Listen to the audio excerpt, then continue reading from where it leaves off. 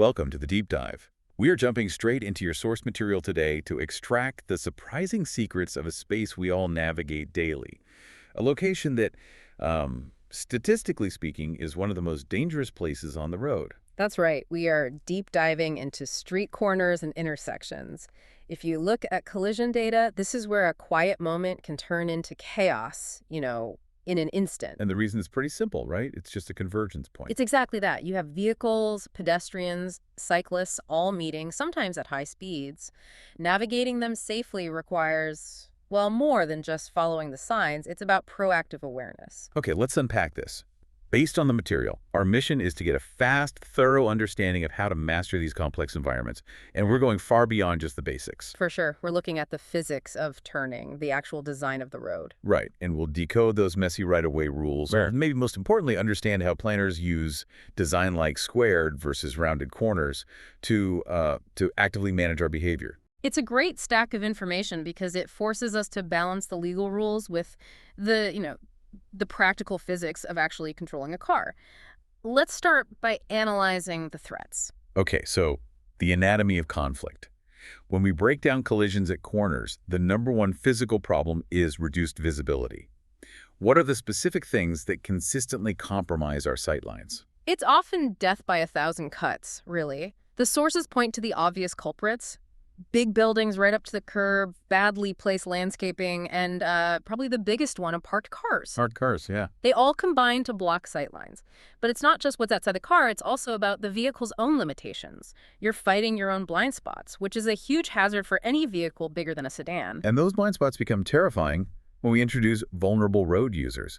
I mean, cyclists and pedestrians, they're the ones who pay the highest price.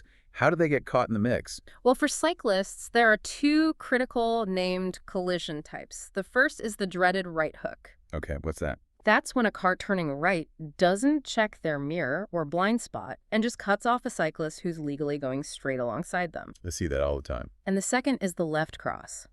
A vehicle making a left turn across traffic fails to see a cyclist coming straight from the other direction.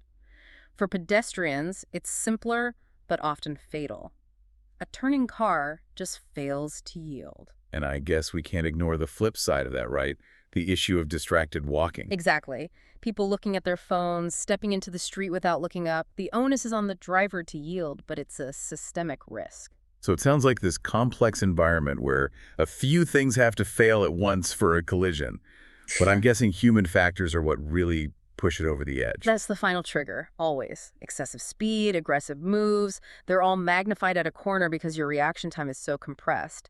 Add distracted driving. Fiddling with the phone or GPS? Yeah, your reaction time just drops to zero. That tired driver, or the one trying to beat the yellow light, that's who turns a complicated corner into a crash site. So design flaws create the potential for danger, but driver behavior determines the kinetic result. That's a key insight. Let's pivot from danger to control. Let's talk about mastering the maneuver itself. This is about precision. It's about setting your vehicle up correctly before you even enter the turn. 3 key preparation steps. First, observe road signs. The advisory speeds, not the legal limit, but what the engineer thinks is safe. Precisely. Second, reduce speed well before the corner. Don't coast in and slam the brakes mid-turn. And the third step, positioning. That's where it gets a little more advanced, right? It is. Position your vehicle. On a 2-lane road, for a right corner, you shift slightly to the left side of your lane. For a left corner, you move slightly to the right. Okay, but wait. If I move to the outside edge, aren't I risking getting too close to the center line or hitting the curb? How do you gauge that? That's the subtlety of it. You're not moving into the next lane, you're just using the full width of your lane. The goal is to see the furthest possible exit point of the turn. If you're crowding the center line, you've gone too far. That makes the execution phase clear. You look ahead, steer smoothly. Yeah. Now the physics. What happens if I panic and hit the brakes in the middle of a sharp turn? That is the cardinal mistake. It's all about weight transfer.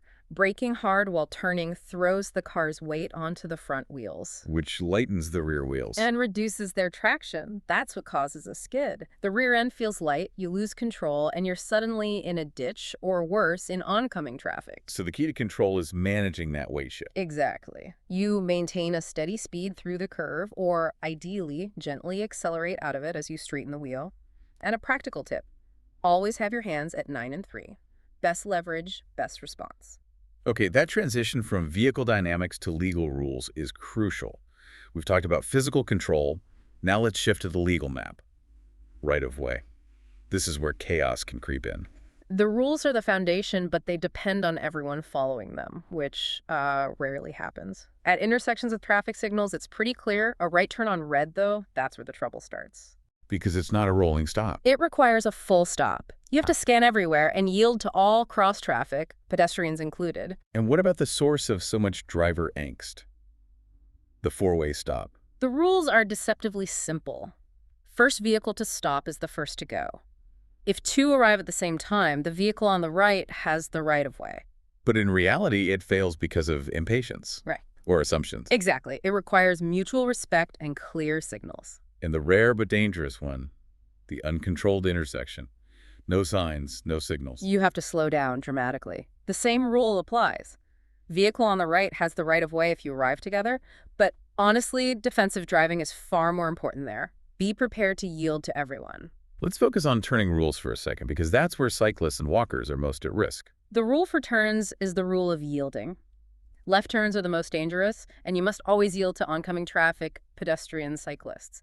But the critical takeaway for all turns is this: always yield to pedestrians and crosswalks. And that includes unmarked crosswalks, which are at most corners. Right. If they are waiting to cross or are crossing, you must be prepared to stop. It's unambiguous. Yield to the human first. Okay, but let's go back to that worst case scenario. Zero visibility. I'm turning onto a busy street, but a huge truck is blocking my view. What are the specific tactics? When you lose sight, you have to use your other senses. First, turn off the radio, lower your window, and just listen. You can hear engine revs, tire sounds, something that tells you a car is coming. Okay, that's a good one. Second, check for clues. Look for visual reflections. You can often spot the flash of sunlight off a windshield or a moving shadow on a nearby building. Wow, look for the ghost of the car before you see the car. That's a brilliant tip. It really works. And the final, most important step is to edge forward slowly. Creep forward, inch by inch, foot over the brake. Expose the absolute minimum of your vehicle until you can see. So we've talked a lot about human decision-making, but what about the physical design? Why are some corners sharp and others sweeping? This is where urban planning determines our safety. The design is completely intentional. You see two main approaches. Rounded corners, those wide sweeping turns, are built to improve traffic flow and make it easier for large vehicles like buses and fire trucks. But they often have those curb extensions or bulb outs, right? It seems contradictory. It does, but it's a huge win for pedestrians. A bulb out shortens their crossing distance, so they're exposed to traffic for less time.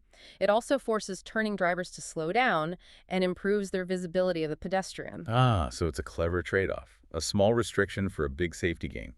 What about the opposite? The sharp, squared-off corners. Those are a clear sign of traffic calming. They physically force drivers to slow down to make that 90-degree turn. You see them in dense residential areas where pedestrian safety is the top priority. So the corner itself becomes an active speed management device.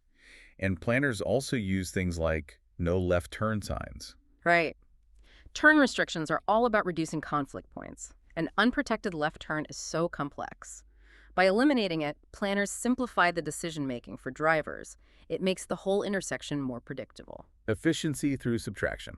Okay, that brings us to our final, very specific section, the parking perimeter. These are the hard and fast rules about where you can't park near a corner. And these distances are all about preserving sightlines. The specifics vary, but the general rules are pretty standard. You generally must stay 30 feet from stop signs or signals, 20 feet from crosswalks or uncontrolled corners, and 15 feet from a fire hydrant. We get the hydrant rule. But let's say a driver parks 25 feet from a stop sign instead of 30. What's the actual measurable risk of those 5 feet? That 5 feet can be lethal. It creates a chain reaction. First, it blocks visibility for pedestrians, forcing them to step out further into the road.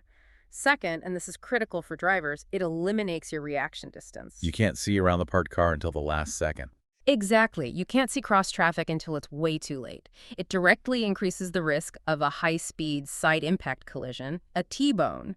It's a few feet of convenience for a massive amount of kinetic danger. That powerful connection, that a minor parking violation can directly lead to the most severe type of collision that really brings it all together. It does. Mastering corners is this balance between understanding the design, following the explicit rules like right-of-way, and then adopting these defensive tactics, listening for traffic, looking for shadows, positioning your car correctly. And as we've detailed, modern corners are highly engineered spaces.